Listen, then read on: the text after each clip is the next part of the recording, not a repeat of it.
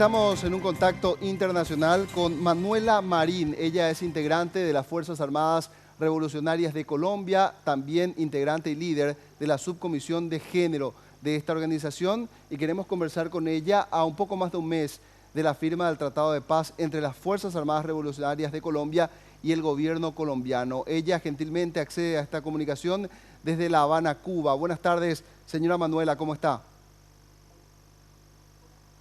Muy buenas tardes para ti, Roberto, para todo el equipo de Red Guaraní. Agradezco mucho la invitación a participar de su espacio y en nombre de la Delegación de Paz de las FAREP y de todas las guerrilleras y guerrilleros, enviarle un saludo muy especial a todo el pueblo paraguayo y en especial a las mujeres guaraníes.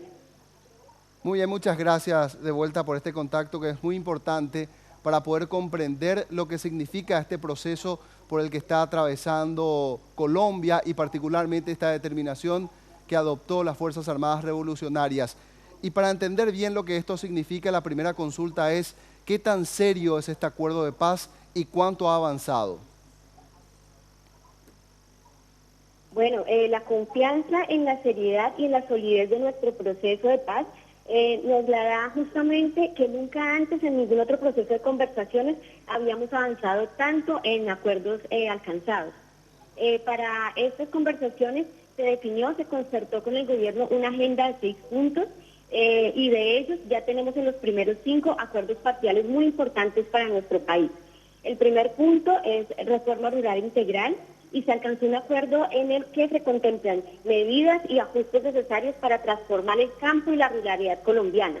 El segundo punto de la agenda es participación política y en el acuerdo se ha alcanzado sentar las bases reales para construir una democracia participativa y amplia en Colombia y sobre todo para generar garantías para hacer oposición. El tercer punto es uno de los acuerdos más importantes porque es el tema de las víctimas, que en últimas han sido como las principales protagonistas de cada uno de los puntos de la agenda, y se acordó un acuerdo parcial que contempla una jurisdicción especial para la paz, que es una herramienta jurídica nueva, alternativa, y que estamos seguros que va a llegar a la verdad como principio fundamental, pero sobre todo al resarcimiento efectivo de las víctimas. El cuarto punto es desde sustitución de cultivos de uso ilícito, que ataca todos los eslabones de esa cadena de producción del narcotráfico, que ha sido uno de los grandes dramas que ha afectado a la población colombiana, sobre todo a los campesinos y campesinas más pobres de nuestro país. El quinto punto, el del fin del conflicto, se ha acordado un acuerdo trascendental para el país, porque tiene que ver con el fin de la guerra, tiene que ver con un acuerdo del cese al fuego de hostilidades bilateral y definitivo, que ya está firmado y que contempla todos unos protocolos y todo un procedimiento a seguir para poder efectivamente acabar con la guerra en Colombia. En este momento estamos discutiendo el último punto de la agenda, que tiene que ver con la implementación y la reincorporación nuestra a la vida civil, y vamos avanzando también de manera muy optimista y positiva. ¿Cómo tomaron la decisión del cese definitivo al fuego, comandante? Y también quiero saber si consideran aún importante, es necesaria aún la lucha armada como para transformar países tanto sociopolíticamente como económicamente. Bueno, la decisión de finalizar la guerra creo que ha sido una bandera nuestra. Desde que nuestra organización se conformó, hemos abanderado la solución política al conflicto como la alternativa real y sobre todo la mejor, la que trae menos dolor a nuestro pueblo, y hemos siempre defendido, hemos acudido a todas las instancias pertinentes, a todos los espacios que se han posibilitado para el diálogo. Por lo tanto, no es una determinación nueva, no es, digamos, una novedad para nosotros, sino tiene que ver con la misma táctica que nosotros utilizamos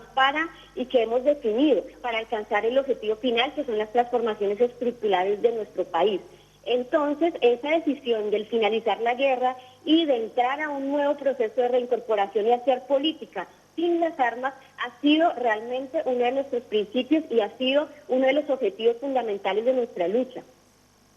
Esta decisión, me imagino, habrá sido sumamente discutida en el interior de las Fuerzas Armadas Revolucionarias de Colombia, y ustedes bien saben que tiene un impacto a nivel global, al punto tal que se debate si hoy por hoy la lucha armada sigue siendo útil, sigue siendo un mecanismo útil para obtener reivindicaciones. Me imagino usted está al tanto de la realidad también en nuestro país, donde existen grupos subversivos aquí en Paraguay que precisamente reivindican la lucha armada como un medio para la transformación política.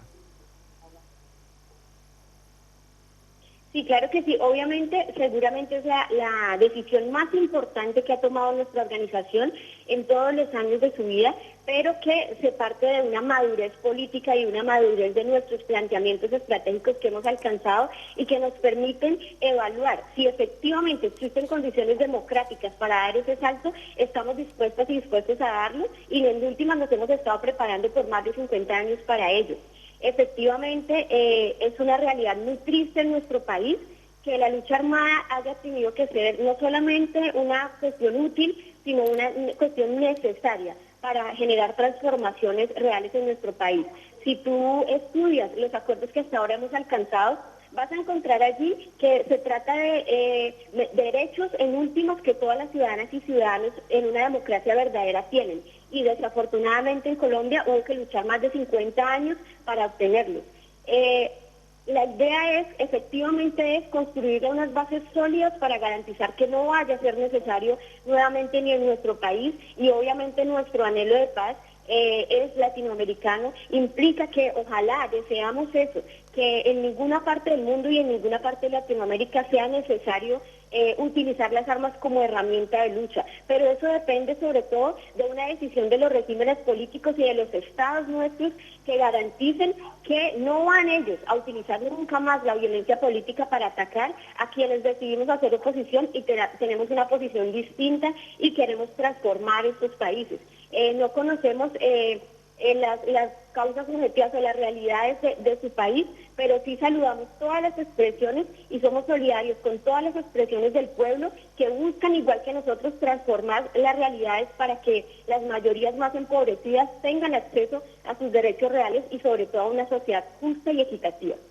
Comandante, ¿qué va a ser lo más difícil en este proceso de reincorporación a la vida social, a la vida civil nuevamente?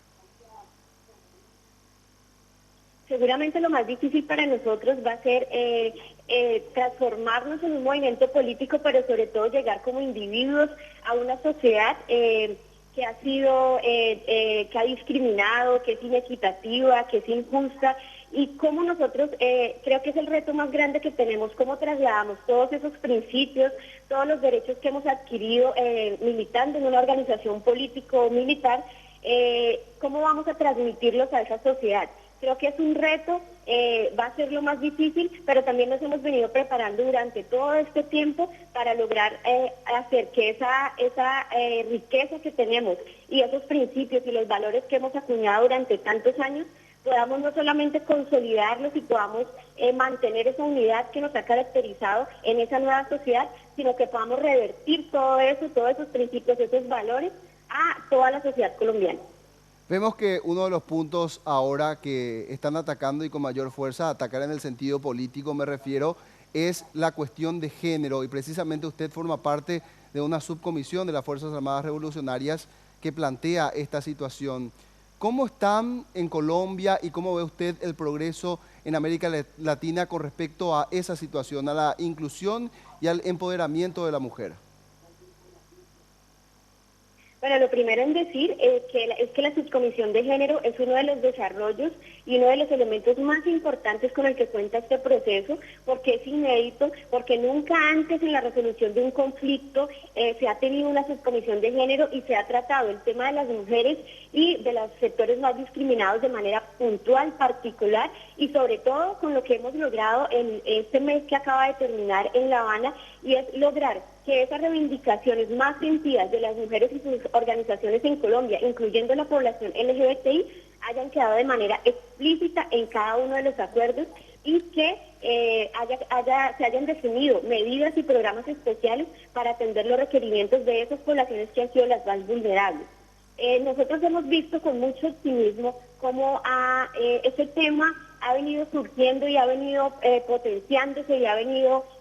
incluyéndose en todas las agendas de las organizaciones y movimientos políticos, no solamente en Colombia, sino en Latinoamérica y en el mundo. Seguramente en nuestro país, como en toda América Latina, es uno de los en que las mujeres hemos sufrido mayores discriminación y mucho más por ser un país en guerra que ha afectado de manera puntual y particular a las mujeres, pero tenemos mucho optimismo frente a este tema porque a partir del trabajo que hemos hecho con la subcomisión, hemos logrado intercambiar y relacionarnos con otras organizaciones y otras mujeres de América Latina y el mundo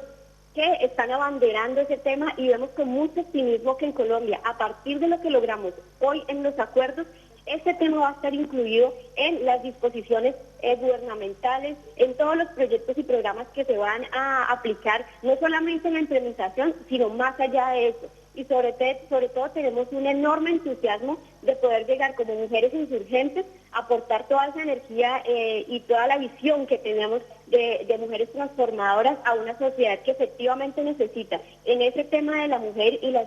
sectores que han sido excluidos de manera urgente y radical, transformaciones y medidas que garanticen que sean incluidas si es que efectivamente vamos a construir una democracia verdadera.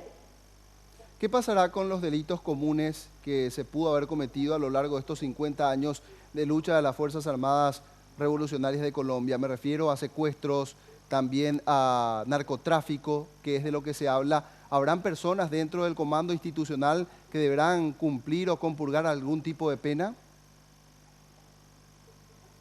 Bueno, justamente el acuerdo de víctimas y esa figura de la Jurisdicción Especial para la Paz busca fundamentalmente llegar a la verdad. Existe uno de sus componentes que es supremamente importante, que es el Tribunal de la Verdad, en donde deben comparecer todas y todos quienes hayamos de alguna manera participado en el conflicto y en la guerra. Pero esta jurisdicción especial no es un tribunal para juzgar al azar, es un tribunal que juzgará a todas instituciones, personas, empresarios, todo tipo de personas que hayan participado del conflicto, directa o indirectamente. Por eso es que es tan importante para nosotros ese tema de la jurisdicción especial y todo ese acuerdo de víctimas, porque consideramos que se va a saber en Colombia quiénes han sido los verdaderos victimarios, quiénes son los que han cometido todos esos delitos que se han imputado, y nos va a permitir también a nosotros no solamente el reconocimiento de los errores que se han cometido en la guerra, sino acercarnos a las víctimas y a partir de ese acercamiento poder construir junto con ellas un nuevo momento para Colombia que tiene que ser de reconciliación, que tiene que ser de reencuentro y sobre todo que tiene que ser de un cambio de cultura, de erradicar definitivamente y para siempre la violencia como método para hacer o para hacer política o para ejercer oposición. Comandante, ¿las FARC tiene conexiones vigentes con el Ejército del Pueblo Paraguayo, un grupo armado que realiza secuestros aquí en nuestro país? Mira, uno de nuestros principios fundamentales que hace parte de nuestros estatutos y que se consagra como uno de los pilares de la organización es el internacionalismo, es la lucha por esa patria grande con que soñó Bolívar y que estamos seguros y seguras vamos a construir. Y en todo ese proceso y a partir de ese principio, nosotros tenemos relaciones políticas con organizaciones sociales, con movimientos políticos, con medios de comunicación, con personalidades. Es decir, tenemos un desplegado, todo un trabajo político en América Latina y en el mundo. Tenemos una comisión de relaciones internacionales que se encarga de ello. Pero estas relaciones son en últimas de tipo político y se basan en un intercambio, se basan en poder transmitir lo que nosotros pensamos, lo que estamos proponiendo en nuestro país. Lo que no existe es una relación ni una conexión directa, ni una relación orgánica que establezca, por ejemplo, una influencia nuestra hacia una organización u otra, y mucho menos de otra organización hacia nosotros. Somos una organización autónoma que siempre ha exigido que se respete su integridad, sus decisiones propias, y por lo tanto, de esa misma manera actuamos con las demás organizaciones. Respetamos, valoramos sus luchas, las consideramos justas, pero nunca hemos tenido una influencia ni una incidencia directa con esa o con ninguna otra organización. Esta decisión política que se celebra en el mundo entero, como bien decíamos antes, del cese de la instrumentación de la violencia como una herramienta para conseguir los objetivos, es una línea que permeará en estas organizaciones en distintos puntos del país que tienen algún tipo de relacionamiento con las FARC. ¿A qué voy? ¿Hay una recomendación de las Fuerzas Armadas Revolucionarias de Colombia de optar por esta otra vía y dejar de lado las armas? No, mira, parte del respeto que estamos diciendo que siempre nos inspiran las demás organizaciones, pues tiene que ver con que nosotros no damos recetas porque además consideramos que cada país, cada situación particular obedece y en últimas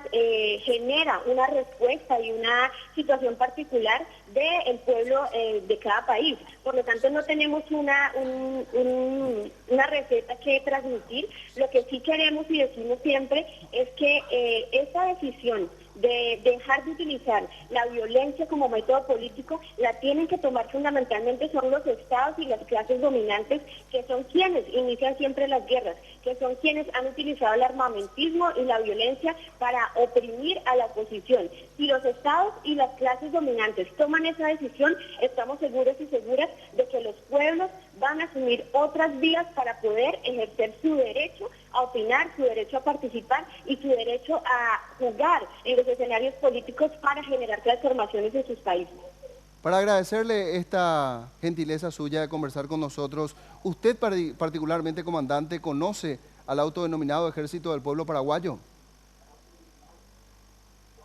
Claro que no. He leído sobre ellos, como he leído sobre todas las expresiones revolucionarias y del pueblo en América Latina y en el mundo, pero no conozco a quienes pertenecen a ella. Seguramente sería muy interesante conocer más a profundidad cuál es su lucha, porque sabemos y estamos seguros que si existen es porque hay problemáticas en su país que resolver, pero no los conozco de manera particular ni personal. Muy bien, muchas gracias por este tiempo que nos dedicó para aclarar la situación de cómo va este proceso de paz y de cese al fuego en Colombia, que decíamos al inicio representa sin lugar a dudas un ejemplo para los demás países de la región. Gracias, comandante.